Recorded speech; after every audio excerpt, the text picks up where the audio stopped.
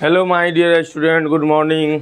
कैसे हैं आप लोग? अच्छे होंगे। चलिए एक बार पुनः स्वागत है आप लोगों को हमारे यूट्यूब चैनल और हमारे संस्थान में। तो आप लोग जो है जल्द से जल्द जुड़िए, क्लास के माध्यम से हो, ऑफलाइन या ऑनलाइन। ये वीडियो जो प्रोग्राम है, जो सीरीज़ है, ये हैशटैग शुरुआत बैच, उसकी जो वीडियो लगातार बनाई जा रही है उसके माध्यम से जुड़िए और कमेंट कीजिए, बताइए कि किस किस क्षेत्र से आप लोग हैं, किस किस क्लास के हैं आप लोग। ठीक है, तो हम लोग शुरू कर दिए हैं। अभी 9th का पहला चैप्टर साइंस का चल रहा है, हमारे आसपास के पदार्थ। और आसपास के पदार्थ में आज का जो ये वीडियो होगा वो चौथा वीडियो होगा, ये चौथा लेक्चर होगा। ठीक है, और आज जो हम लोग पढ़ने जा रहे हैं, ठीक है, वो क्या है कि पदार्थ के परिवर्तन में दाब का क्या प्रभाव है, पदार्थ के परिवर्तन में ताप का क्या प्रभाव है, वो पिछले वीडियो में हम लोगों ने देखा। आज का जो टॉपिक है हम लोगों का, वो आज का टॉपिक है पदार्थ के परिवर्तन में दाब का प्रभाव। किसका प्रभाव? दाब का प्रभाव। तो चलिए बिना विलम्ब किए हुए, बिना लेट किए हुए शुरू करते हैं। ये आप लोगों के लिए तैयार नोट्स है। जब आप ऑफलाइन आएंगे हमारे क्लास में तो ये नोट्स आपको दिया जाएगा और सेम चीज़ जो है यहाँ पढ़ाया जाएगा, जिससे तैयारी में कोई परेशानी नहीं होगी। ठीक है, तो चलिए अब हम लोग डायरेक्ट अपने टॉपिक पे आ जाते हैं, जो टॉपिक है हम लोगों का। ठीक है,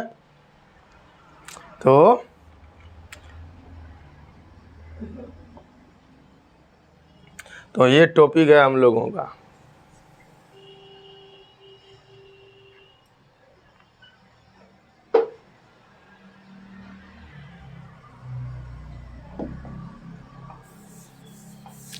दाब का क्या प्रभाव है। ठीक है, दाब परिवर्तन का प्रभाव। अगर हम लोग दाब में परिवर्तन करेंगे तब पदार्थ की अवस्थाओं के परिवर्तन में क्या प्रभाव पड़ेगा। ठीक है, इस चीज़ को हम लोग जानेंगे, इस चीज़ को हम लोग समझेंगे, एक एक करके इस चीज़ को हम लोग देखेंगे। ठीक है, तो चलिए, तो ये टॉपिक है हम लोगों का। कल हम लोगों ने पढ़ा किसके बारे में? ताप के बारे में। तापमान का क्या प्रभाव होता है ये हम लोग पढ़ चुके हैं। अब हम लोग पढ़ेंगे दाब का क्या प्रभाव होता है। ठीक है, परिवर्तन में। ठीक ना, यदि हम तापमान घटाने पर सिलेंडर में गैस लेकर उसे संपीड़ित करें तो कणों के बीच की दूरी कम हो जाएगी और गैस द्रव में बदल जाएगी।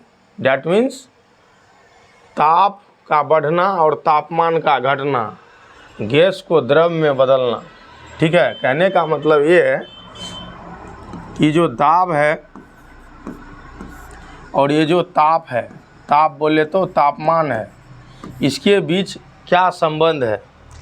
तो इसके बीच ये संबंध है यहाँ कि तापमान, दाब बढ़ेगा और तापमान क्या होगा? घट जाएगा।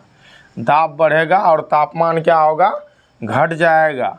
और इस परिस्थिति में जो गैस है वो किस में कन्वर्ट हो जाएगा? वो द्रव में कन्वर्ट हो जाएगा। कहने का मतलब ये है कि कोई भी गैसीय पदार्थ है, उसके तापमान को आप कम कर दीजिए और उसके दाब को आप बढ़ा दीजिए तो वो तेज़ी से जो है गैस से किस में कन्वर्ट हो जाएगा? द्रव में कन्वर्ट हो जाएगा। यहाँ दाब बढ़ा दिए हैं और तापमान को घटा दिए हैं, तो गैसीय अवस्था से किस अवस्था में आ गया है? द्रव अवस्था में आ गया है। इस चीज़ को ख्याल रखिएगा।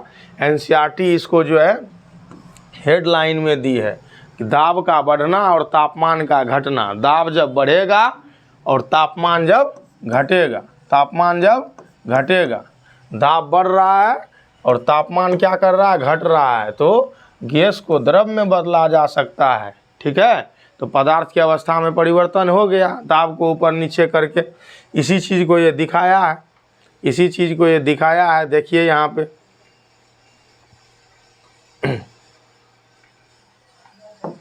ये सिलेंडर है और इसके ऊपर ये पिस्टन लगा है। पिस्टन क्या करता है? प्रेशर क्रिएट करने का काम करता है। वो पंप में जो देखते हैं आगे पीछे करने वाला, वो भी पिस्टन ही कहलाता है। और ये इसके अंदर का क्या है? पदार्थ है जो गैसीय अवस्था में है। यहाँ ये सिलेंडर में फिर पिस्टन को थोड़ा सा और नीचे किया गया है, यहाँ पिस्टन को सबसे नीचे कर दिया गया है तो जैसे जैसे पिस्टन और नीचे आएगा प्रेशर बढ़ता जाएगा, टेम्परेचर तो उसी फिक्स रहेगा कम करके, तो ये क्या हो जाएगा, गैस से द्रव में कन्वर्ट हो जाएगा। अब यहाँ पे ये सारी चीज़ें उदाहरण के माध्यम से दिया गया है, दिखाया गया है, इसको हम लोग क्या करते हैं अपने दैनिक जीवन में उपयोग करते हैं, अपने दैनिक जीवन में उपयोग करते हैं। अभी एक एक करके सारा बताएंगे कि कहाँ कहाँ ये सब चीज़ आपको देखने को मिलेगा। जहाँ आपको देखने को मिलेगा वहाँ आप इस चीज़ को देखिएगा और उस चीज़ को समझिएगा। चलिए, ज़्यादा दाब बढ़ाने से गैस के कण नज़दीक आ जाते हैं। गैस के जो कण दूर दूर होते हैं उनके बीच जो है गति ज़्यादा रहती है, ठीक है, किसके वजह से, स्पेस के वजह से, ठीक है। तो यहाँ वो कम हो जाता है, और जब कम होगा नज़दीक आएगा तो पदार्थ का रूप क्या होगा, बदल जाएगा। पदार्थ का रूप क्या होगा, बदल जाएगा, ठीक है। दूसरा पॉइंट क्या है, सॉलिड, ठीक है, carbon dioxide. Solid carbon dioxide किसको कहते हैं, शुष्क बर्फ को कहते हैं, ठीक है। इस चीज़ को ध्यान में रखना है। ठोस कार्बन डाइऑक्साइड इसे ड्राई आइस कहते हैं, इसे ठोस बर्फ कहते हैं, को वापस कार्बन डाइऑक्साइड में बदला जा सकता है बिना द्रव अवस्था में बदले। इसके लिए दाब को घटाकर 1 एटमॉस्फेयर तक करना होता है। समझ गए? कहने का मतलब है ये जो कार्बन डाइऑक्साइड है ये सामान्यतः किस फॉर्म में है, गैसेस फॉर्म में है, ठीक है। और जब आप क्या करेंगे, दाब को बढ़ा देंगे, ये डायरेक्ट क्या हो जाएगा, ठीक है, ड्राई आइस में कन्वर्ट हो जाएगा, ड्राई आइस में कन्वर्ट हो जाएगा। ड्राई आइस बोले तो, ठीक है, ठोस बर्फ में ये कन्वर्ट हो जाएगा। तो यहाँ भी दाब का बहुत बड़ा प्रभाव है। ये सारा का सारा चीज़ किया जाता है, लेबोरेटरी में किया जाता है, इंडस्ट्री फैक्ट्री में किया जाता है, और वहाँ खास प्रकार के इंस्ट्रूमेंट का इस्तेमाल किया जाता है, ठीक है। तो दाब को क्या करना है, आपको दाब को घटाना है, दाब को घटाना है, और घटा के कहाँ ले आना है, 1 एटीएम तक करना होगा। 1 एटीएम दाब पे जब आप आइएगा तो क्या हो जाएगा, ये इस अवस्था को प्राप्त करेगा और पुनः अवस्था बदल लेगा दाब को बढ़ाने घटाने से, ठीक है। तो दाब का जो SI मात्रक होता है वो पास्कल होता है, लेकिन वायुमंडलीय दाब जब हम लोग मापते हैं तब उसको ATM, 1 एटमॉस्फेयर ही कहते हैं उसको, ठीक है। अब यहाँ देखिए, ठीक है, ड्राई आइस के लिए क्या है, ड्राई आइस शुष्क बर्फ, ठोस कार्बन डाइऑक्साइड है, ये क्या है, ठोस कार्बन डाइऑक्साइड है, सॉलिड CO2 है, इसको क्या कहते हैं, सॉलिड CO2, ठीक है। ये ठोस रूप में आ जाता है, लेकिन जैसे जैसे दाब क्या होगा, घटता चला जाएगा, ये अपने रूप को बदल देगा, अपने रूप को बदल देगा। जब ये अपने रूप को बदलेगा तो द्रव अवस्था में नहीं आएगा, जो ठोस है उससे गैसीय अवस्था में आ जाएगा, ठीक है। अब चलिए, दाब और तापमान मतलब ताप के प्रभाव से पदार्थ की तीनों अवस्थाओं में अंतरा रूपांतरण इस प्रकार होता है। कहने का मतलब ये है कि दाब और ताप को जब हम बढ़ाएंगे घटाएंगे तो पदार्थ अपनी तीनों अवस्थाओं में बारी बारी से क्या होगा, परिवर्तित होगा, बारी बारी से कन्वर्ट होता चला जाएगा, ठीक है। तो चलिए, इन तीनों अवस्थाओं का जिक्र NCERT की है, इन तीनों अवस्थाओं को हम लोग देखते हैं, ठीक है, ये कैसे होगा, और इसी क्रिया को समझते हैं, अच्छे से समझते हैं, ठीक है। इसको एक कोने में दे देते हैं ताकि कोई समस्या ना हो, ठीक है। यही इसको इधर रखते हैं बीच में, और उस कोने में हम आपको लिख के दिखाएंगे। चलिए, तो सबसे पहले तो ये पहले जो समझाए थे उसको साफ कर दें।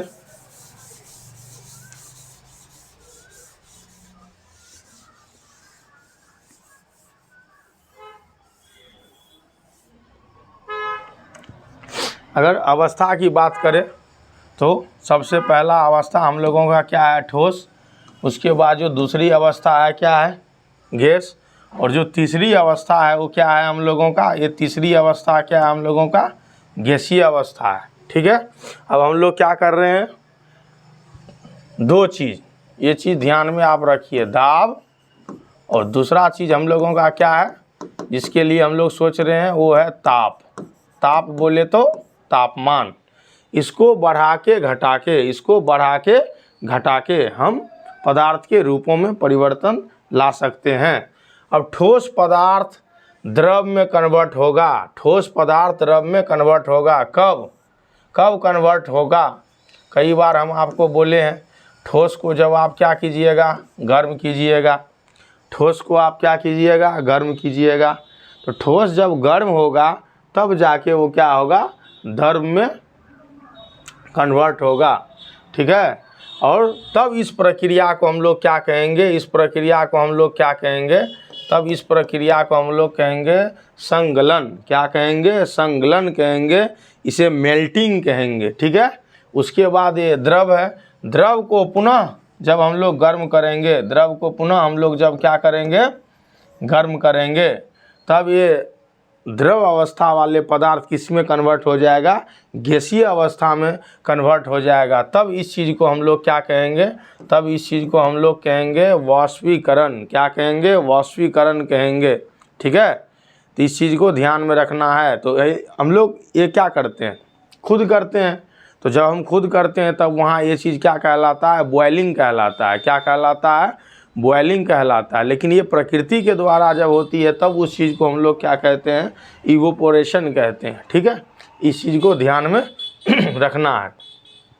ठीक है, पुनः चले आइए आप एक बार।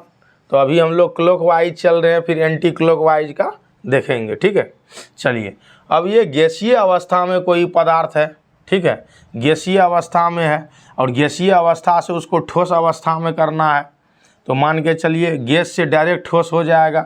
तो गैस से ठोस अभी हुआ था, याद कीजिए, CO2 गैसीय अवस्था में है, ये डायरेक्ट किस में कन्वर्ट हो गया था, ड्राई आइस में। किस में, ड्राई आइस में कन्वर्ट हो गया था। तो इसको क्या कहेंगे, ठीक है, तो ये क्या कहलाएगा, ये भी कहलाएगा ऊर्ध्वपातन। क्या कहलाएगा, ये ऊर्ध्वपातन कहलाएगा। ठीक है, तो तब यहाँ कोई भी गैस है और उस गैस को क्या कीजिए, ठंडा कीजिए, उस गैस को क्या कीजिए, कूलिंग कीजिए, तो डायरेक्ट कन्वर्ट हो जाएगा किस में, गैस से ठोस में। लेकिन इसी को जब आप क्या कीजिएगा, गर्म कीजिएगा, जब गर्म कीजिएगा, जब इस चीज़ को आप क्या कीजिएगा, हीट कीजिए, हीट दीजिएगा, तो हीटिंग पे क्या हो जाएगा, ठोस से, ठीक है, इस ठोस से डायरेक्ट किस में कन्वर्ट हो जाएगा, गैस में कन्वर्ट हो जाएगा। फिर इसका उल्टा है, इसका उल्टा है। इसका उल्टा का मतलब क्या है, एक बार तो आप क्या कर सकते हैं, चीज़ों को हीट कर सकते हैं, और दूसरे बार क्या कर सकते हैं, आप चीज़ों को कूलिंग कर सकते हैं, उसको कूल कर सकते हैं। तो अब देखिए, ठोस से द्रव गया जब हम लोग गर्म कर रहे थे, तो फिर द्रव से ठोस आ जाएगा जब हम लोग उस चीज़ को क्या करेंगे, ठंडा करेंगे, उस चीज़ को क्या करेंगे, ठंडा करेंगे, जब उसकी क्या करवाएंगे, कूलिंग करवाएंगे। फिर ये द्रव है, द्रव से गैस में आया, तो गैस से फिर द्रव में कैसे जाएगा, तब जब उस चीज़ को फिर क्या करेंगे, हम लोग ठंडा करेंगे। जब ये ठंडा होगा तब इस प्रक्रिया को कहा जाता है क्या, संघनन। क्या कहा जाता है, संघनन। संघनन मतलब कंडेंसेशन।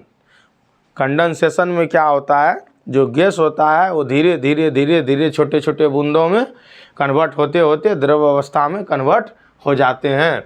ठीक है, और ये हमारे दैनिक जीवन में होता है। कैसे दैनिक जीवन में होता है, अभी गर्मी का समय है, आप क्या कीजिए, कोल्ड ड्रिंक ले आइए, और कोल्ड ड्रिंक का जो बोतल है उसको अच्छी तरह से क्या कीजिए, पोंछ दीजिए सूखा कपड़ा से, और कुछ देर जो है उसको छोड़ दीजिए। आप देखिएगा कि कुछ देर के बाद जो है वो बाह्य परत जो है पूरी तरह से क्या हुआ है, भीग गया है, और भीगने के बाद जो है वो पानी का कुछ अंश जिस जहाँ आप रखेंगे उसके सतह पे भी बिखरा पड़ा दिखेगा। वो पानी का अंश और वो पूरा का पूरा जो देखते हैं पानी का ड्रॉपलेट्स वो कोल्ड ड्रिंक के बोतल के ऊपर ये कहाँ से आया, तो हवा में जो मॉइस्चर है, हवा में जो नमी है, हवा में जो जलवाष्प है, वो जैसे ही ठंडा हुआ, ठंडा होने के बाद वो गैसीय अवस्था से द्रव अवस्था में आ गया। ये सेम चीज़ ही होता है बादल बनने का जो प्रक्रिया है उसमें, ठीक है। इन सब चीज़ों को देखिए, सोचिए, समझिए। तो ये है प्रक्रिया। इन प्रक्रियाओं से केमिस्ट्री में आपको क्या होगा, गुजरना होगा। केमिस्ट्री में इन सब चीज़ों को आपको समझना होगा, ठीक है। अब चलिए आगे देखते हैं। इन्हीं चीज़ों को विस्तार से बताया गया है और मेरा भी कोशिश रहेगा कि इन सब चीज़ों को आप समझिए अच्छे से।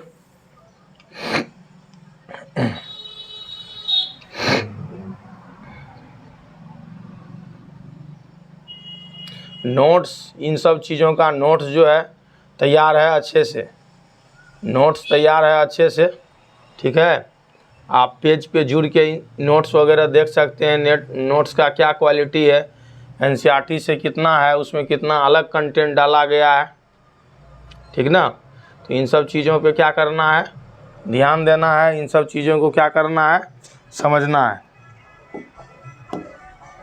ठीक है। चलिए, तो सबसे पहली जो प्रक्रिया है हम लोगों का, वो पहली प्रक्रिया क्या है, वो है वाष्पीकरण। वो क्या है, वाष्पीकरण है। वाष्पीकरण का मतलब क्या है कि द्रव से ये किधर को जाएगा, द्रव से ये किस में जाएगा, ये गैस में जाएगा, ठीक है। कोई भी द्रवीय अवस्था का जो पदार्थ है वो धीरे धीरे धीरे गैसीय अवस्था में कन्वर्ट होगा। इसी प्रक्रिया को कहते हैं वाष्पीकरण कहते हैं, ठीक है। इसलिए बारिश के दिनों में जब वर्षा होती है तो गली मोहल्ले में चारों तरफ जो गड्ढे होते हैं छोटे छोटे, उन सबों में पानी लग जाता है। लेकिन जैसे ही धूप निकलता है तो 1-2 दिनों के बाद क्या होता है, सारा का सारा पानी गायब हो जाता है। तो कुछ तो ज़मीन अपने आप को क्या करता है, धीरे धीरे धीरे धीरे उस चीज़ को क्या करता है, सोखता है, और वो ग्राउंड वाटर का लेवल बढ़ाने का काम करता है। लेकिन उसके ऊपर का जो है अधिकांश वो कहाँ जाता है, तो सूर्य की रोशनी के कारण वो इवोपरेट हो जाता है, वाष्पित हो जाता है। तो ये वाष्पन का सबसे अच्छा उदाहरण है, वाष्पीकरण का सबसे अच्छा उदाहरण है। चलिए, एक ऐसी सतही प्रक्रिया, एक ऐसी सतही प्रक्रिया का मतलब है, जैसे यहाँ देखिए ये एक बाउल है, कटोरा है, और इसमें क्या है, इसमें ये जल है, इसमें ये क्या है, जल है, इसमें ये क्या है, जल है, ठीक है। इसमें ये क्या है, जल है, और ये जल का ऊपर का क्या है, सतह है। जल का ऊपर का क्या है, सतह है, जो किसके संपर्क में है, जो हवा के संपर्क में है, ठीक है। और यहाँ डायरेक्ट इस पर क्या पड़ सकता है, इस पर डायरेक्ट धूप भी पड़ सकता है, ठीक है।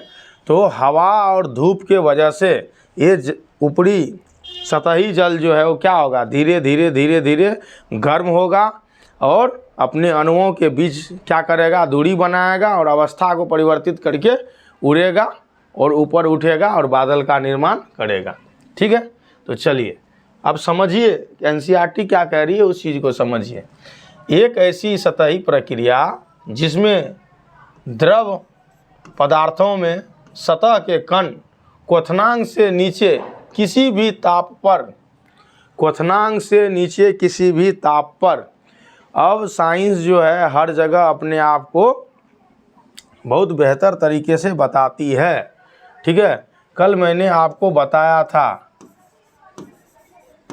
ये क्वथनांक क्या होता है, ठीक है। क्वथनांक, तो क्वथनांक जो है क्या होता है, एक फिक्स टेम्परेचर होता है, ठीक है। एक फिक्स टेम्परेचर होता है, ठीक ना। और वो फिक्स टेम्परेचर है जो क्या है, बॉइलिंग पॉइंट है, जो क्या है, बॉइलिंग पॉइंट है। जैसे पानी के लिए कल मैंने आपको बताया था क्या, कि 100 डिग्री सेल्सियस पे जब जाएगा तो ये किस में कन्वर्ट हो जाएगा, तो ये कन्वर्ट हो जाएगा किस में, वाटर वेपर में। किस में, वाटर वेपर में। वाटर वेपर बोले तो वाष्प में कन्वर्ट हो जाएगा। किस में कन्वर्ट हो जाएगा, वाष्प में कन्वर्ट हो जाएगा। तो ये क्वथनांक है जो एक फिक्स टेम्परेचर पे होती है, एक फिक्स टेम्परेचर पे होती है। तो ये प्रक्रिया अलग है, लेकिन वाष्पीकरण की जो प्रक्रिया है वो अलग है। वाष्पीकरण की प्रक्रिया इस टेम्परेचर को छोड़ के किसी भी टेम्परेचर पे होगी तो धीरे धीरे धीरे धीरे वाष्पीकरण होता है, ठीक है। तो क्वथनांक से नीचे के ताप पे होना है। क्वथनांक पे जब पहुंच जाएगा तो फिर वो वाष्पीकरण कहाँ रहा, तब वो क्या हो गया, तब वो क्वथनांक हो गया। वो क्रिया क्वथन की क्रिया हो गई, ठीक है। समझ गए? तो इस चीज़ को ध्यान में रखना है, इस चीज़ को समझना है, ठीक है। चलिए, तो क्वथनांक से नीचे के तापमान पर, ठीक है, वाष्प में बदलने लगते हैं, तो ऐसी ही प्रक्रिया को हम लोग क्या कहते हैं? वाष्पीकरण कहते हैं, इवोपोरेशन कहते हैं, ठीक है, या इस चीज़ को वाष्पन भी कहते हैं, ठीक है। अब क्या है? अब देखिए, सतह पर उपस्थित कणों में उच्च गतिज ऊर्जा के कारण वे अन्य कणों के आकर्षण बल से मुक्त हो जाते हैं और इसी कारण से वाष्प में बदल जाते हैं, ठीक है। तो अन्य चीज़ों से भी टेम्परेचर क्या करता है? गेन करता है। और टेम्परेचर जब किसी चीज़ को मिलेगा तो उसकी ऊर्जा बढ़ेगी, और जैसे उसकी ऊर्जा बढ़ेगी तो क्या करेगा? हमेशा निकलना चाहेगा, हमेशा निकलना चाहेगा, भागना चाहेगा, ठीक है। तो बच्चे जैसे जैसे बड़े होते हैं उनकी बुद्धि बढ़ती जाती है, उनमें एनर्जी आता है, तो बच्चे क्या करते हैं? खुरपाती शुरू कर देता है, बदमाशी शुरू कर देता है, ठीक है। और फिर वो स्कूल से भागना, कोचिंग से भागना, इस तरह की क्रिया करते हैं। कभी कभी घर से भी भाग जाते हैं, कोई ऐसे बेवकूफ़ टाइप के बच्चे होते हैं।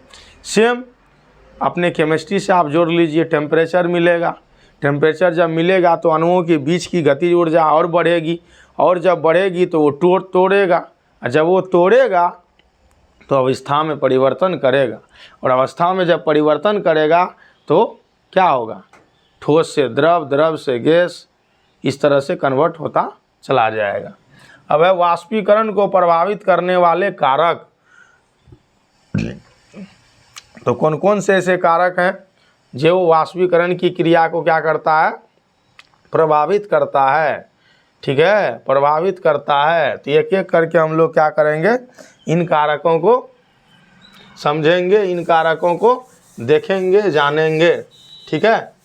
तो अब देखिए, ये रहने दीजिए, ये कटोरा रहने दीजिए, इसका अभी काम आना है, उदाहरण के तौर पे काम आना है।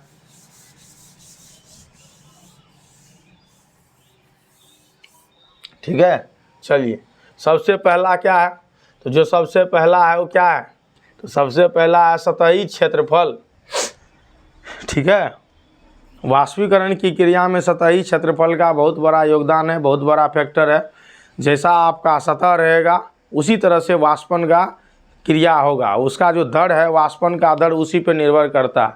आप क्या कीजिए? पानी को ग्लास में रख के छोड़ दीजिए, और उसी पानी, उतना ही पानी को क्या कीजिए? एक थाली में छोड़ दीजिए, ठीक है। देखिए वाष्पित किसका होता है? पहले वाष्पन की क्रिया पहले किस में पूरी हो जाती है? तो गिलास जो है उसका जो सतही क्षेत्रफल है वो क्या है? कम है, और जो थाली है उसका क्या है? अधिक है।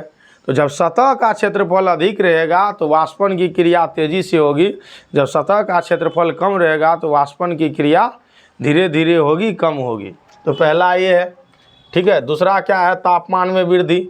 जब टेम्परेचर अधिक रहेगा तो वाष्पन की क्रिया तेज़ी से होगी, जब टेम्परेचर कम रहेगा तो वाष्पन की क्रिया कम होगी। यही वजह है कि गर्मी के दिनों में जब हम लोग अपने कपड़ों को क्या करते हैं? खींचते हैं, और पानी में उसको अच्छे से डाल के क्या करते हैं? टंगनी पे डाल देते हैं, तो आधे घंटे, 45 मिनट, 1 घंटे में पूरी तरह से सूख जाता है। क्यों? क्योंकि गर्मी के दिनों में बहुत तेज़ धूप पड़ती है, और हवा में भी मॉइस्चर नहीं होता है, नमी नहीं होती है। लेकिन यही चीज़ अगर हम बरसात के दिनों में करें, ठंडी के दिनों में करें, तो 2 घंटा, 4 घंटा, 5 घंटा, 2-2 दिन लग जाता है। सेम चीज़ में 2-2 दिन लग जाता है। क्यों? क्योंकि यहाँ खेल किस चीज़ का है? टेम्परेचर का है। बरसात के दिनों में टेम्परेचर कम रहेगा, और ठंडी में तो उससे भी टेम्परेचर कम रहेगा। तीसरा क्या है? आर्द्रता। आर्द्रता, हवा में अगर पहले से ही नमी है तो हवा क्या करेगा? जो जल है, जो वाष्प है, उसको कम करेगा, कम ही लोड लेगा। लेकिन अगर हवा सूखी है, हवा शुष्क है, तो तेज़ी से क्या करेगा? मॉइस्चर को एब्जॉर्ब करेगा, मॉइस्चर को खींचेगा, नमी चाहेगा। तो आर्द्रता, अगर हवा में आर्द्रता आर्द्र है तो वाष्पीकरण की दर जो है घट जाएगी। लेकिन अगर हवा में आर्द्रता नहीं है, हवा में नमी नहीं है, तो तेज़ी से होगी। तो गर्मी के दिनों में एक क्रिया होता है, लू चलती है। लू मतलब ये शुष्क हवा, गर्म हवा। जब वो हवा गुजरती है तो कहीं भी अगर क्या हो, द्रव अवस्था में कोई पदार्थ हो तो तेज़ी से सूख जाता है। यहाँ तक कि हम लोगों का शरीर सूखने लगता है, होंठ सूखने लगता है। जो सब्जियाँ हम अपने मार्केट से लाते हैं वो सब्जियाँ सूख जाती है। तो इन सब चीज़ों का भी ध्यान रखना है। पेड़ पौधे फसल सब सूख जाते हैं पानी के बिना। तो ज़्यादा आर्द्रता, ठीक है, आर्द्रता ज़्यादा रहेगा तो वाष्पीकरण की क्रिया कम होगी। ठीक है। अब है वायु की गति। वायु की गति जितनी तेज रहेगी वाष्पन की क्रिया उतनी तेजी से होगी, और वायु की गति जितनी कम रहेगी वाष्पन की क्रिया उतनी कम होगी। ठीक ना। इन सब चीज़ों को क्या करना है, ध्यान में रखना है। अब है वाष्पीकरण से शीतलता होती है। बिल्कुल सही बात है, वाष्पीकरण से शीतलता होती है। अब ये चीज़ को आप देख सकते हैं, खुद करके देख सकते हैं। गर्मी आ गया है, बहुत तेज़ गर्मी लगने लगी है, और अब की बार जो गर्मी पड़ेगी मेरे प्यारे बच्चे दोस्तों, मुझे लगता है अपना जो एक्सपीरियंस है लगभग कई वर्षों का रिकॉर्ड जो है वो टूटेगा। कई वर्षों से मतलब है 50, 100, 150 वर्षों का भी रिकॉर्ड टूट सकता है। ये 5-10 वर्ष की बात नहीं कर रहा हूँ मैं। गर्मी का जो महसूस है वो फरवरी में अब की बार हो रहा है। दिन में काफ़ी गर्मी पड़ रही है और रात में जो है आपको क्या कर रहा है, ठंडा का अनुभव हो रहा है, आप महसूस कर रहे हैं ठंडा। तो ये जो चेंज है ये क्या है, क्लाइमेट चेंज है। और देखिए अभी अप्रैल शुरू हुआ है, आज 5 अप्रैल है, आज का टेम्परेचर आप देखिए, और आप कल्पना कीजिए कि मई में क्या होगा, जून में क्या होगा। ठीक है। तो उसी हिसाब से आपको क्या करना है, तैयार रखना है अपने शरीर को, अपने वातावरण को। वायु की गति हो चुका है, हम लोग अब जानने जा रहे हैं क्या, वाष्पीकरण से शीतलता होती है। बिल्कुल होती है, बिल्कुल होती है। आप जाइए ट्यूबवेल पे, अपने मुंह पे पानी मारिए, और मुंह पे पानी मारने के बाद आप कपड़ा से मत पोंछिए। आप आइए और घर के अंदर या जहाँ भी आप रहते हैं वहाँ जो जगह ऐसे है जहाँ धूप नहीं आ रही है, आप वहाँ बैठिए। धीरे धीरे फेस का जो पानी है वो गायब होता चला जाएगा, तो आपके शरीर से टेम्परेचर लेगा, हवा से टेम्परेचर लेगा। तो जब टेम्परेचर लेगा तो टेम्परेचर वहाँ कम महसूस होगा। जब टेम्परेचर कम महसूस होगा तब आपको शीतलता महसूस होगी। तो यही वजह है जब आप परफ्यूम मारते हैं, पानी मारते हैं, स्नान करते हैं, और फिर आप आते हैं, खड़े रहते हैं या पोंछ भी लेते हैं, तो आपको क्या होता है, शीतलता महसूस होती है, आपको ठंडा महसूस होता है। क्यों होता है? क्योंकि आपके शरीर का जो टेम्परेचर है वो फिक्स है। उस टेम्परेचर को थोड़ा सा क्या करता है, वो कम करता है। द्रव गैस में कन्वर्ट होगा कब, जब आप उसको क्या करेंगे, हीट देंगे, जब आप उसको टेम्परेचर देंगे। तो हमारे शरीर से वो टेम्परेचर लेता है। जब हमारे शरीर से टेम्परेचर लेगा तो उस क्षण क्या होगा, हमारे शरीर का टेम्परेचर कम महसूस होगा, और कम महसूस होना ही क्या है, शीतलता प्रदान करना है। ठीक है। तो गर्मी के दिनों में अक्सर जब हम लोग काफ़ी गर्म हो जाते हैं, पानी मारते हैं, स्नान करते हैं कई बार, तो अपने को क्या होता है, ठंडा महसूस होता है। हम लोग क्या करते हैं, थोड़ा सा रिलैक्स महसूस करते हैं। तो ये चीज़ ही है शीतलता प्रदान करना। वाष्पीकरण प्रक्रिया के दौरान लुप्त हुई ऊर्जा को पुनः प्राप्त करने के लिए द्रव के कण अपने आसपास के वातावरण से ऊर्जा अवशोषित कर लेते हैं, और अवशोषण के कारण जो है वातावरण में जो है क्या आती है, शीतलता आती है। सेम चीज़ होता है वातावरण में, हम लोग भी आते हैं। तो आप जाइए, मुंह पे पानी मारिए, देखिए इन सब चीज़ों को। अब है उदाहरण दिया है, कई तरह के उदाहरण दिए हैं। इन उदाहरणों को देखिए, सोचिए, समझिए। ठीक है। कौन कौन सा उदाहरण है, चलिए हम आपको बताते हैं कौन कौन सा उदाहरण है। पहला, अगर हम हाथ पर एसीटोन डालते हैं तो एसीटोन हमारे हाथ से उष्मा लेकर क्या होता है, वाष्प में परिवर्तित हो जाता है और वो गायब हो जाता है। ठीक है। और इसी कारण हमारे हाथ पे शीतलता महसूस होती है। दूसरा क्या है, गर्मी में हमें सूती कपड़े पहनने चाहिए। क्यों पहनने चाहिए? क्योंकि सूती कपड़ा जो है पसीना को अच्छे से एब्जॉर्ब करता है।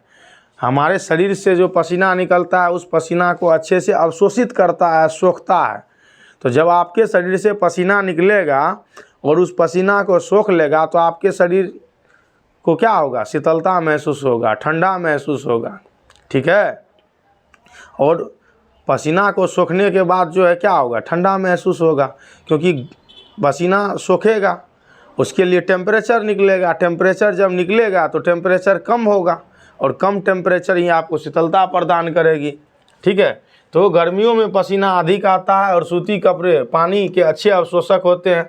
पसीना अवशोषित करके वायुमंडल में आसानी से वाष्पीकृत कर देते हैं। लेकिन वाष्पीकृत करने के लिए हीट कहाँ से लेते हैं? आपके शरीर से ही लेते हैं।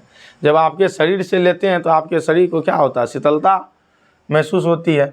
गर्मियों में अक्सर लोग ज़मीन पर पानी छिड़कते हैं और यह पानी ज़मीन से ऊर्जा प्राप्त करके वाष्प में बदल जाती है और वह जगह कैसा होता है? ठंडा होता है। लोग ज़मीन पे डालते हैं, फर्श पे डालते हैं, छत पे भी डाल देते हैं ताकि जब तेज़ धूप पड़े तो नीचे जो आप लोग रह रहे होते हैं उसको ज़्यादा गर्मी महसूस ना हो, क्योंकि चारों तरफ गर्मी ही गर्मी है, हवा भी गर्म चल रही है। तो जो फैन आप चलाएंगे तो उससे भी तो गर्म हवा ही क्या होगी? प्रेषित होगी ना। तो इस तरह से लोग क्या करते हैं? अपना दिमाग लगाते हैं। बाकी बहुत सारे ऐसे लोग हैं जो संसाधनवान लोग हैं तो वो एसी लगाते हैं, उसके बाद जो है कूलर लगाते हैं। जो सामान्य लोग हैं हम आपके जैसे तो फैन में ही रहते हैं। तो सबसे अच्छा है कि आप अपने वातावरण को हरा भरा रखिए, और जब आप हरे भरे वातावरण में रहेंगे तो गर्मी कम महसूस होगी, सीधी सी बात है। तो पर्यावरण को सुरक्षित कीजिए, संरक्षित कीजिए, पेड़ पौधा लगाइए, अधिक से अधिक पानी पीजिए, पानी का जो है मिसयूज मत कीजिए। तो इन सब चीज़ों के हिसाब से आप चलेंगे तो आप इको फ्रेंडली होंगे और चीज़ों को आप समझेंगे, बुझेंगे। ठीक है, नहीं तो समस्या है और उस समस्या में आप रहेंगे। ठीक है,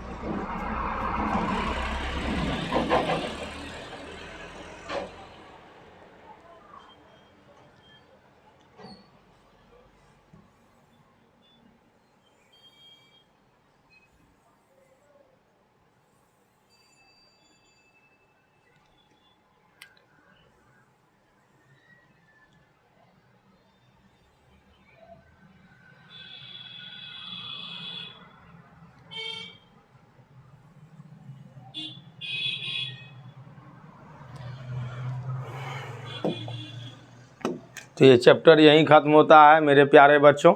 अब अगले चैप्टर की ओर हम लोग प्रस्थान करेंगे कल से। थोड़ा सा टाइम है तो आप क्या कीजिए, थोड़ा सा क्वेश्चन आंसर जो दिया हुआ है वो देख लीजिए। पहला क्वेश्चन क्या है? पदार्थ की विभिन्न अवस्थाओं के नाम बताइए। पदार्थ की विभिन्न अवस्थाओं का नाम तो आप लोग ऐसे बताएंगे जैसे दोस्तों का नाम बता रहे हैं, क्योंकि 1000 बार बोले होंगे ये 5-6 वीडियो में। तो ठोस, द्रव, गैस, ये पदार्थ की 3 अवस्था है। ठोस या द्रव अवस्था में किसका घनत्व अधिक होता है? स्पष्ट कीजिए। तो जाहिर सी बात है ठोस पदार्थ का घनत्व क्या होगा? अधिक होगा, आयतन कम होगा, क्योंकि अंतरा आणविक जो बल है वो अधिक होगा तो स्पेस भी कम होगा। ये सब बताए हुए हैं। बर्फ का गलनांक क्या होता है? ठीक है, तो ये भी आपको बताए हुए हैं। बर्फ का गलनांक क्या होता है, कितने डिग्री पे ये सब क्रिया होती है। एल्कोहल का क्वथनांक कितना डिग्री है, लेकिन केल्विन इकाई में क्या होगा? तो हम आपको बताए थे डिग्री सेल्सियस में जब कोई चीज़ दिया रहे केल्विन में पूछे तो 273 जीरो के बराबर होता है, तो 273 में उसको जोड़ देना है। ठीक है, गैसीय दाब, गैस दाब क्यों डालती है? तो कोई भी चीज़ दाब डालेगी जिसके अंदर क्या होगा? एनर्जी होगा, जिसके अंदर फोर्स होगा। तो गैसीय अवस्था में जो कण होते हैं वो फ्री स्टेट में होते हैं, और फ्री स्टेट का चीज़ क्या होगा? अनवरत गतिशील होगा। तो गति के कारण वो क्या करेगा? बार बार फोर्स लगाएगा पात्र के दीवारों पे जहाँ वो है उस पे, तो उससे क्या होगा? दाब उत्पन्न होगा। ठीक है, गैस को कैसे द्रवित किया जा सकता है?